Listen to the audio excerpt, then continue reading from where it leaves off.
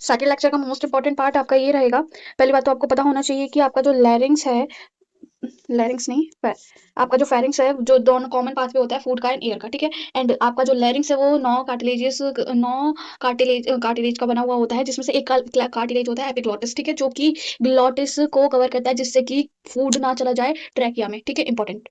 उसके बाद आपका इंपॉर्टेंट पार्ट आता है इधर ट्रैकिया, जिसमें she incomplete she shape cartilage होती है। किस साइड इनकम्प्लीट होती है, वो आपकी होती है डॉर्सली, आपकी डॉर्सली इनकम्प्लीट होती है। एंड साथ में ये 4 और होती है, जिसके पास होती है primary, secondary and tertiary bronchi and initial bronchiole, most important thing, ठीक है। और सबसे फेवरेट लाइन इज दिस, कि आपकी फिफ्थ थोरेक्स वर्टिब्रा पे आपका ट्रैकिया डिवाइड कर जाता है लेफ्ट एंड राइट, जिसमें इनिशियल ब्रोंकाई में, ठीक है, इंपॉर्टेंट थिंग। अब आपका जो आपका जो ह्यूमन रेस्पिरेटरी सिस्टम है, 2 जोन में बटा हुआ है, ठीक है जी।